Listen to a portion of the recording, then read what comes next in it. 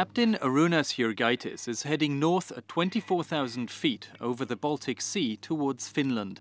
His Lithuanian transport plane, a Spartan C-27, is about to lose radio contact with air traffic control.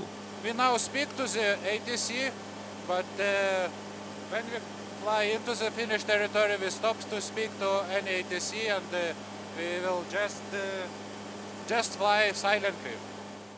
The crew is simulating a loss of communication, something which could happen to a regular passenger flight. In such a case, air traffic controllers would be unable to guide the aircraft safely to the ground.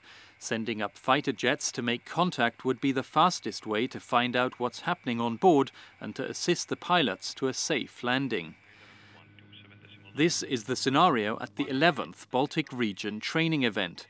The annual event is aimed at training the pilots and controllers of NATO nations and partner countries in common air policing procedures. For every country is very important air police, and if we cannot provide by ourselves, NATO is providing for us, and we are also contributing. Like our flight today, we are participating in this exercise and for all region, not only Lithuania, for Latvia, Estonia. Captain Jurgaitis says the three Baltic states don't have sufficient jets to police their own airspace. That's why NATO provides this capability for them. Various alliance members have been doing so on a rotational basis since 2004. The current agreement runs until the end of 2018.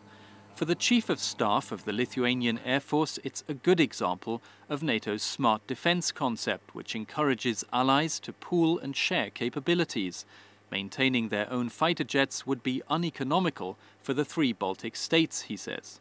I believe the economy of scale is present here.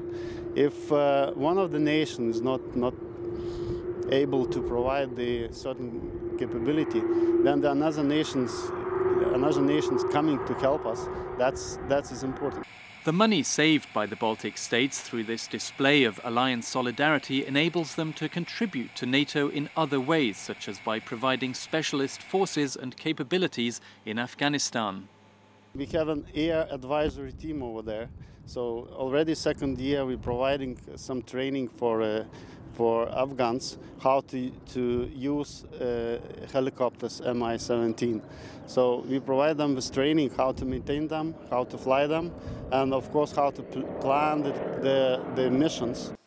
For Latvia too, it's a smart arrangement that enables it to provide other much-needed capabilities to the alliance. And these other capabilities basically are linked with the NATO force goals that increase our interoperability with other nation forces and at the same time provide us with more forces that we can deploy for the operations. And as I illustrated some of them, like JTAC or explosive ordnance disposal experts that are quite a significant enabler at the level of the nation like Latvia. For Captain Jurgaitis, today's training event is a success. His plane was intercepted by Finnish F-18 Hornets, turned towards its base in Lithuania and guided to a safe landing by German F-4 Phantoms. For the current commander of the German contingent, having 6 jets stationed here on a rotational basis is a win-win situation. We send our aircraft here to fly for a 4-month period, and also very valuable training for us doing that.